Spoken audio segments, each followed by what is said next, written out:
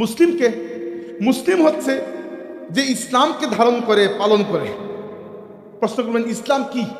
ফেরেশতা জিবরাইল আল্লাহ নবীকে জিজ্ঞাসা করেছেন, ইয়া রাসূলুল্লাহ আখবিরনি আনিল ইসলাম, আমাকে বলুন ইসলাম কাকে বলে।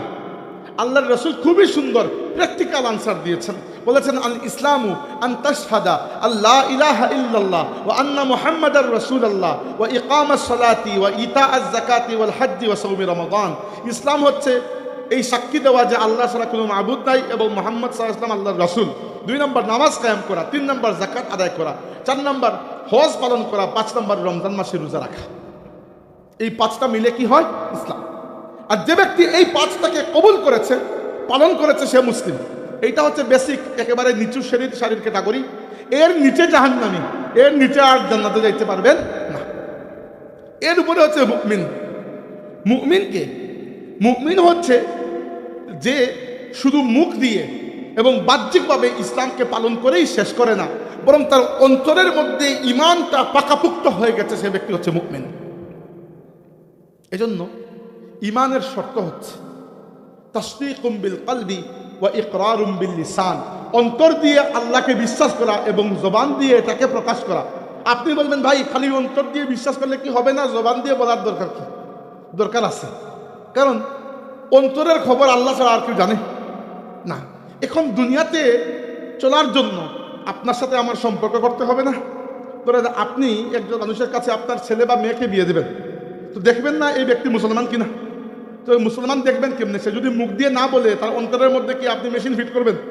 এরকম কোনো মেশিন আছে যে ঈমান পরীক্ষা করতে পারে? তো দুনিয়াতে চলার জন্য ইসলামের দরকার আছে কিনা? আছে। কিন্তু হাসরের দিন যিনি বিচার করবেন, তিনি কি আপনার মুখের কথার মুখাপেক্ষী? তিনি কি মুখের কথার উপর ডিপেন্ড করতে হবে, না তিনি অন্তরের খবর জানেন? জানেন। এজন্য জানাজার নামাজ তো পড়েছেন জীবনে অসংখ্যবার। জানাজার শেষের দোয়াতে কি বলেন? আল্লাহুম্মা মান আহইয়াইতাহু মিন্না ফাআহইহি আলাল ইসলাম ওয়া মান তাওয়াফাইতাহু মিন্না ফাতাওয়াফাহু আলাল ঈমান। ওয়াই কি জন্য? আল্লাহুম্মা মান আহইয়াইতাহু মিন্না, আল্লাহ আমাদের মধ্যে যাদের হায়াত আছে তাদেরকে জিন্দা রাখবে। ফাআহইহি আলাল ইসলাম, তাকে জিন্দা রাখো ইসলামের উপরে, জিন্দেগি ইসলামের উপরে। ওয়া মান তাওয়াফাইতাহু মিন্না, আর আমাদের মধ্যে যাকে তুমি ওয়াফাত মৃত্যু দেবে, ফাতাওয়াফাহু আলাল ঈমান, তাকে মৃত্যু দিও ঈমানের উপর। তাইলে বুঝলাম জিন্দেগি ইসলামের উপর, মৌত ঈমানের উপর। আবার বলছি জিন্দেগি ইসলামের উপর, মৌত ঈমানের উপর। ইসলাম দুনিয়ার জন্য জরুরি, ঈমান আখিরাতের জন্য জরুরি। পরিষ্কার আছে?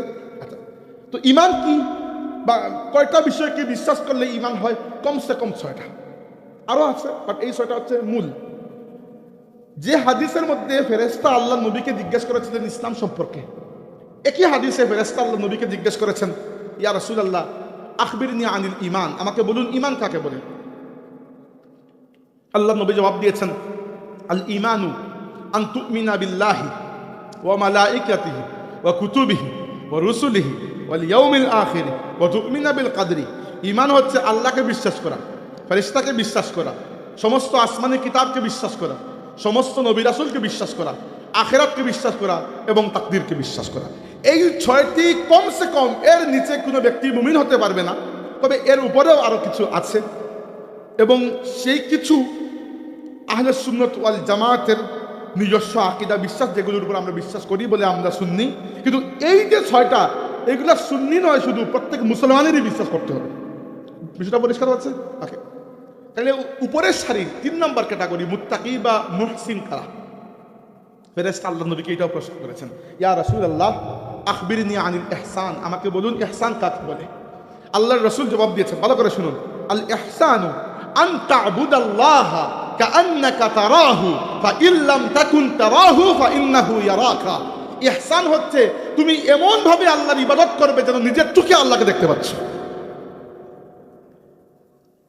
সম্পর্ক বুঝতে পারতেছেন? দেখবেন না, কিন্তু মনে করবেন যেন দেখতে পারতেছেন।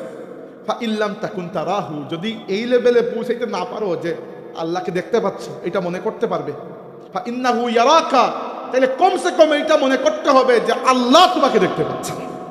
এই ব্যক্তি হচ্ছে মুত্তাকি, এই ব্যক্তি হচ্ছে মুহসিন।